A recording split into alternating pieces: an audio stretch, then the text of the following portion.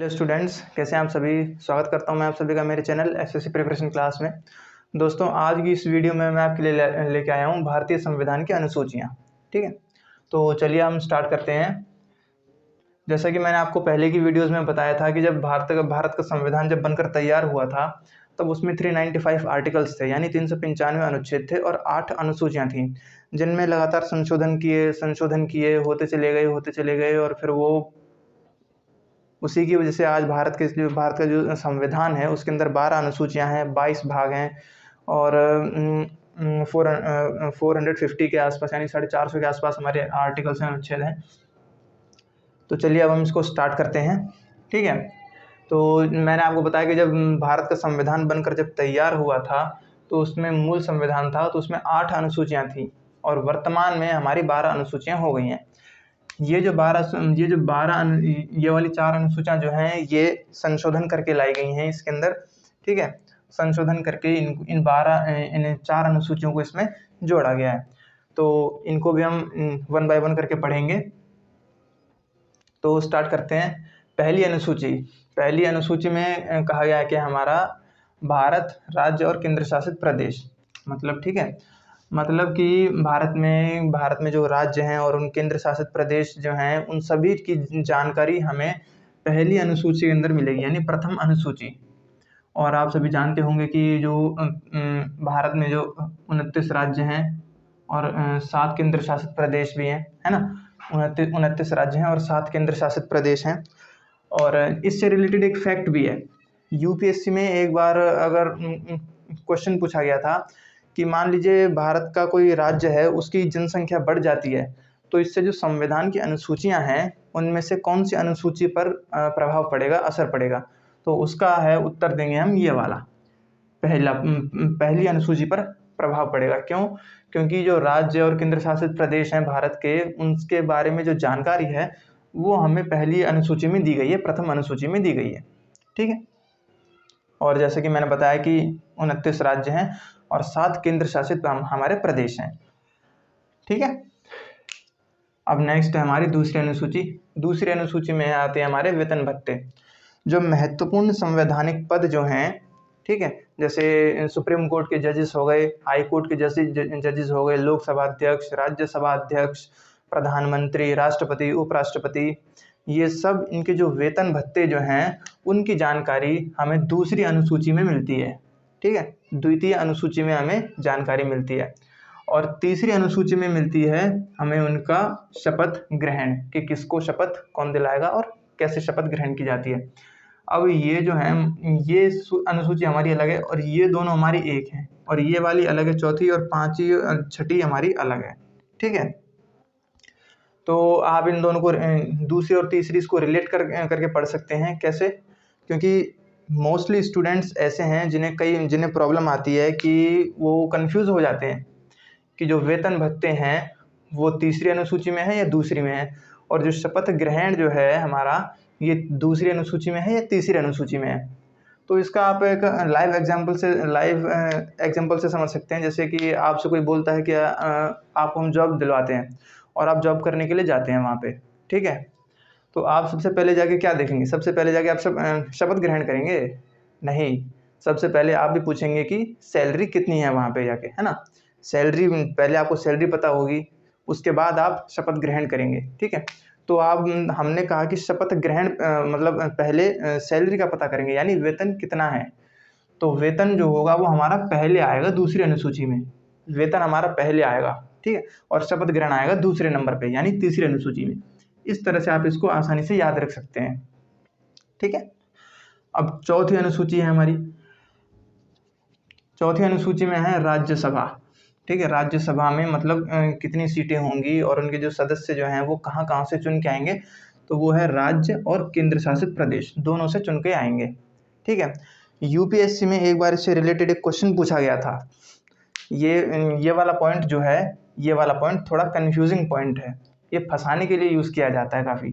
जैसे इसमें आप देख सकते हो कि लिखा हुआ है चौथी अनुसूची में कि राज्यसभा में जो सदस्य होंगे वो राज्य और केंद्र शासित प्रदेश से चुनकर आएंगे। ठीक है, अब यूपीएससी में एक बार क्वेश्चन पूछा गया था कि जो राज्यसभा के जो सदस्य हैं उनमें जो राज्यसभा के जो सदस्य हैं उनमें सदस्य केवल राज्यों से आते हैं, केंद्र शासित प्रदेश से नहीं आते। ठीक है, तो ये पॉइंट कंफ्यूजिंग वाला है, लेकिन ये गलत है। क्यों? मतलब ये स्टेटमेंट बिल्कुल सही है, ये स्टेटमेंट गलत नहीं है। अब ये क्यों है? क्योंकि आप जानते होंगे कि दिल्ली और पुडुचेरी जो है वो एकमात्र ऐसे केंद्र शासित प्रदेश हैं जिनमें विधानसभा है, और राज्यसभा के जो सदस्य होते हैं उन्हें राज्य की विधानसभा चुनती है ना, राज्य की विधानसभा से चुन के आते हैं, उनका चयन करती है ना। तो अब जो हमारे दिल्ली और पुडुचेरी हैं वो केंद्र शासित प्रदेश भी हैं और उनके अंदर राज्य विधानसभा भी है। तो हमारे जो राज्यसभा के जो सदस्य होते हैं वो राज्य और केंद्र शासित दोनों से चुन के आ सकते हैं। ठीक है, ये आपको याद रखना है। अब पांचवी अनुसूची में भारत के अनुसूचित जाति जनजाति के प्रशासन के बारे में लिखा हुआ है। ठीक है, ये पांचवी और ये छठी अनुसूची जो है वो अलग नहीं है। छठी अनुसूची में क्या किया गया है कि जो अनुसूचित हमारी जनजाति है उसके लिए अलग से हमारी अनुसूची बनाई गई है। ठीक है, इनके अधिकारों के बारे में, इनके विकास के बारे में। ठीक है, तो पांचवी और छठी अनुसूची में ज़्यादा कुछ नहीं है। हाँ, छठी अनुसूची में लेकिन एक मेन पॉइंट है, इस छठी अनुसूची में ही अनुसूचित जनजाति को अलग से क्यों लिखा गया, क्योंकि इसका एक कारण है। आप यहाँ पे देख सकते हैं कि ये भारत का हमारा उत्तरी क्षेत्र है।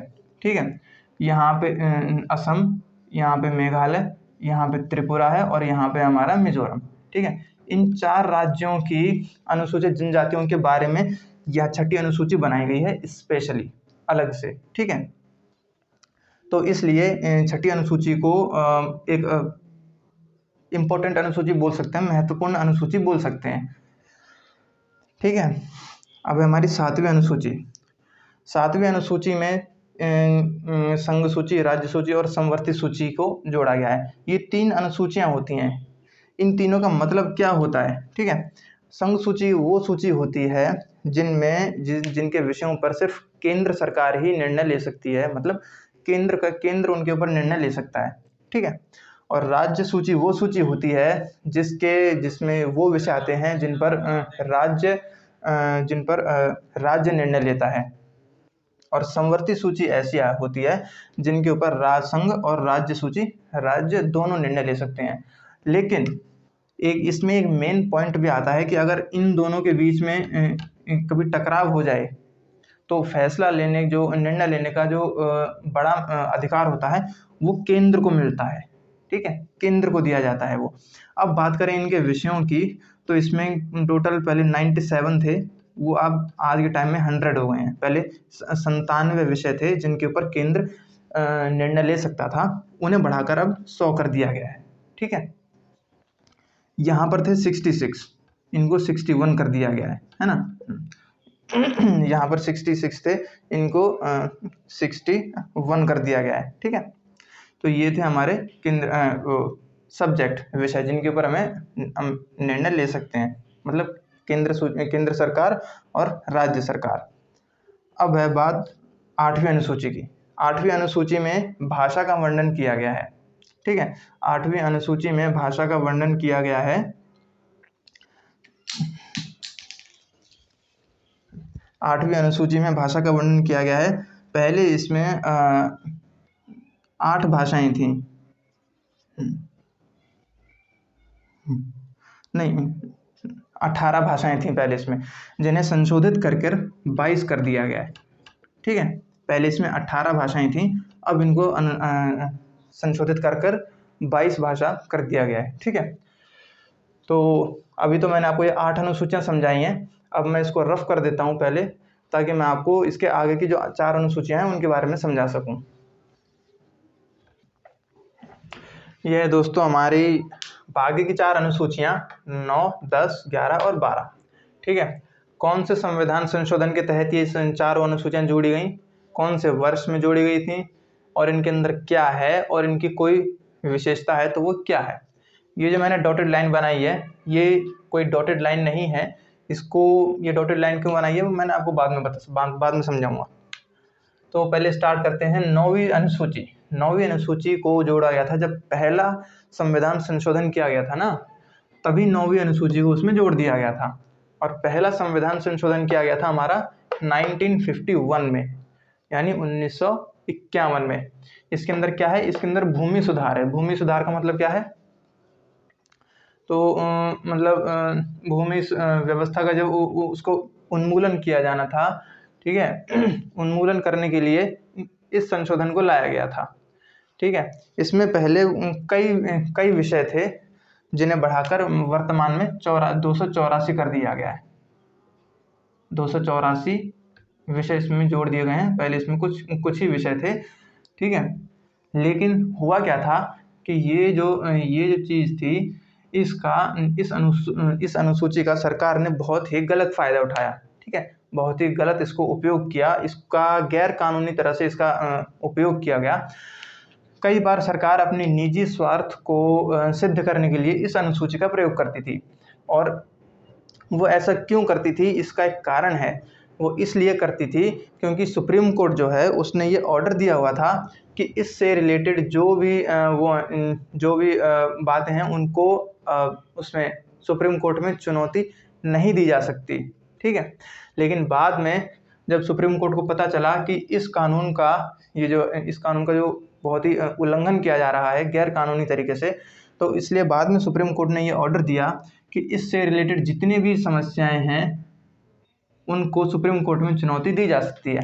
तो ये जो डॉटेड लाइन है ये मैंने इसीलिए बनाई है कि डॉटेड लाइन की जगह पे आपको ये लिखना है कि पहले सुप्रीम कोर्ट में या फिर यूं भी लिख सकते हैं, पहले सर्वोच्च न्यायालय में चुनौती नहीं दी जा सकती थी, अब उच्च न्यायालय में चुनौती दी जा सकती है। ठीक है, अब है 10वीं अनुसूची। 10वीं अनुसूची को 52वें संविधान संशोधन में जोड़ा गया था। ठीक है, 10वीं अनुसूची को 52वें संविधान संशोधन में जोड़ा गया था। कब जोड़ा गया था, 1985 में, 1985 में। यह हमारा दल बदल से रिलेटेड है।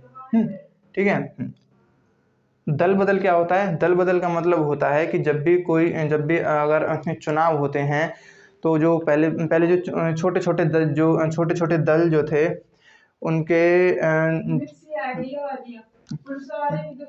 छोटे छोटे दल जो थे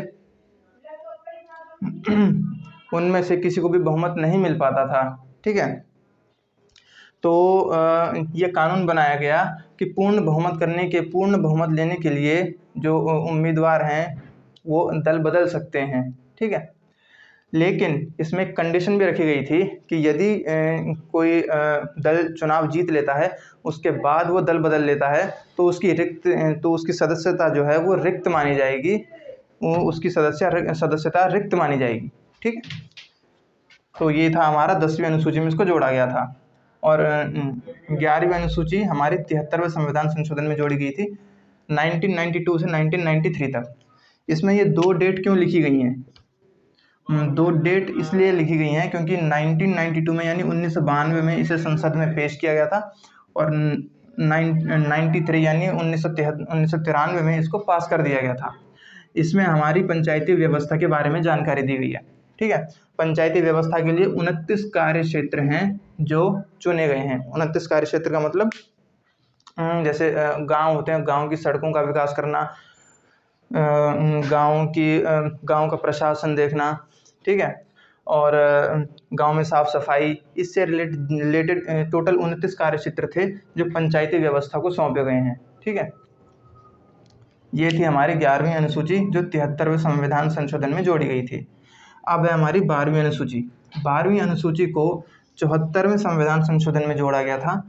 1992 में ही इसे पेश किया गया था और 1993 में इसे पास कर दिया गया था। इसमें नगर प्रशासन के बारे में जानकारी दी गई है और इसके लिए टोटल 18 कार्य क्षेत्रों को चुना गया है। ठीक है, जो मैंने आपको बताया था, जो हमारी संघ सूची, समवर्ती सूची और राज्य सूची थी, उनको आपको विशेष रूप से ध्यान रखना है। ठीक है, क्यों? क्योंकि जो हमारी संघ सूची थी उसमें 97 सब्जेक्ट विषय थे जिन्हें बढ़ाकर 100 कर दिया गया। ठीक है, और हमारी राज्य सूची थी, राज्य सूची में हमारे 66 विषय थे, 66, अब उन्हें 61 कर दिया गया। और जो समवर्ती सूची है, समवर्ती सूची में हमारे 47 विषय सब्जेक्ट्स थे जिन्हें बढ़ाकर 52 कर दिया गया है। ठीक है, तो ये आप लोगों को याद रखना है।